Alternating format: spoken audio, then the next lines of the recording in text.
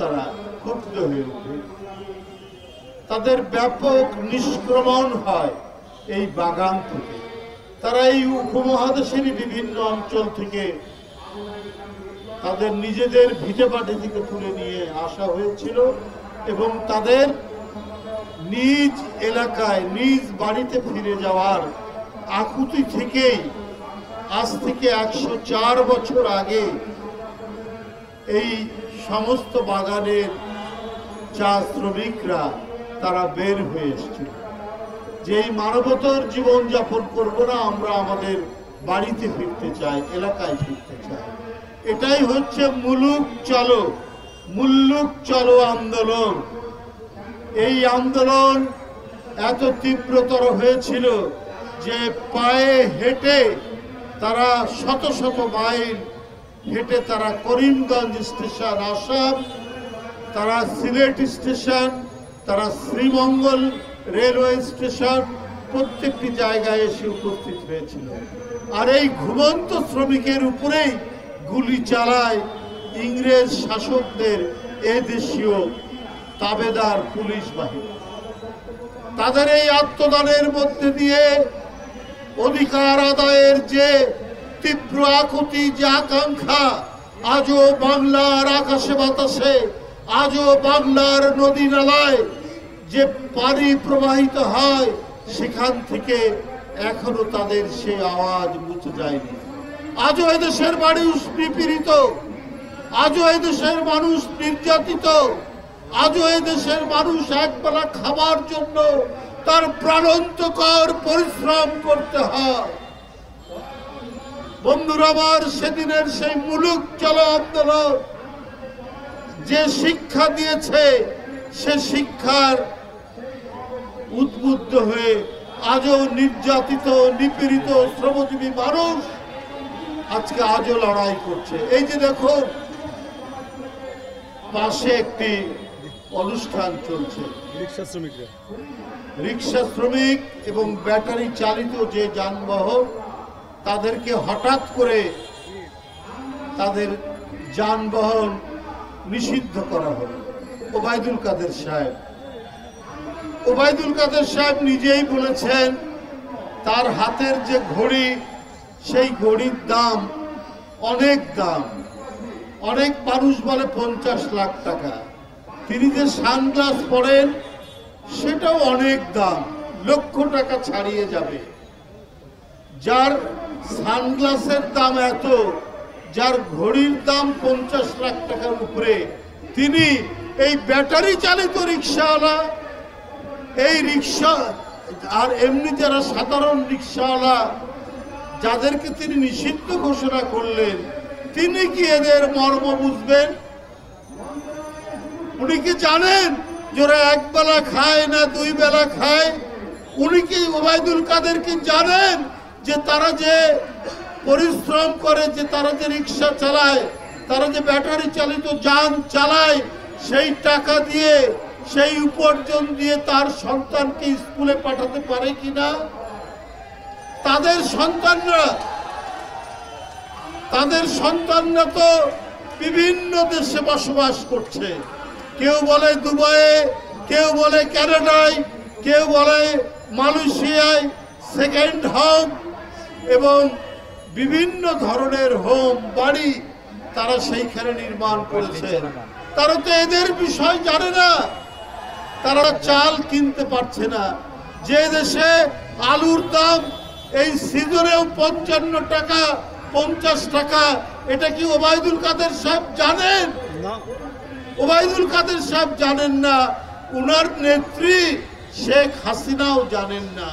কারণ ওনাদের প্রত্যেকটা নেতা এবং নেতাদের আত্মীয় স্বজন বিদ্যুৎ খাত থেকে কোটি কোটি টাকা নিয়ে গেছেন, বিভিন্ন উন্নয়নের নাম থেকে কোটি কোটি টাকা পাচার করেছেন। শুধু টাকা পাচারের আরব্য উপন্যাসের কাহিনী প্রতিদিন আমরা সংবাদপত্রের পাতায় আমরা পড়ছি।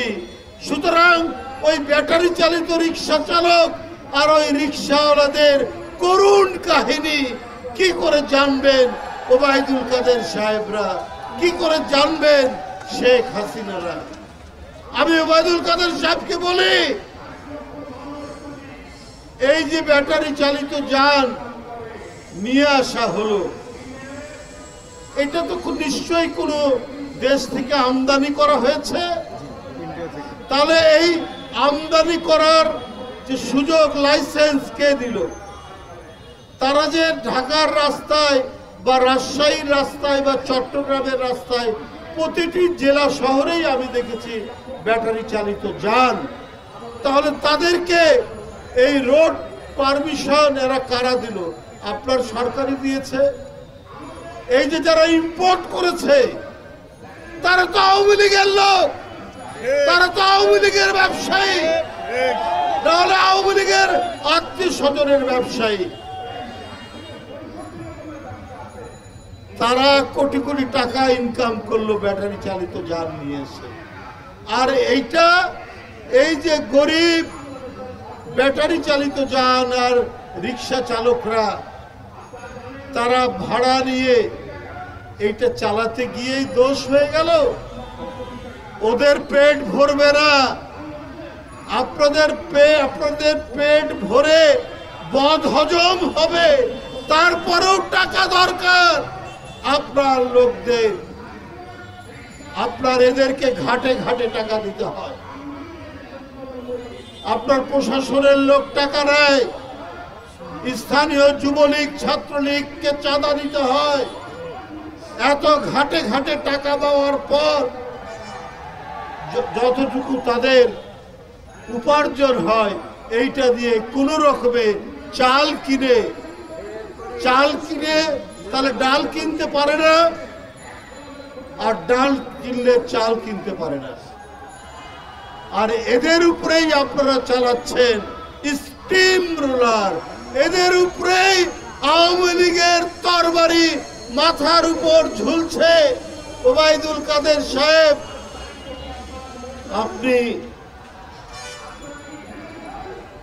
গরিবের আহার কেড়ে নিয়ে, গরিবের ভাত কেড়ে নিয়ে আপনি রাজত্ব করবেন, আপনারা স্বর্গে বসবাস করবেন।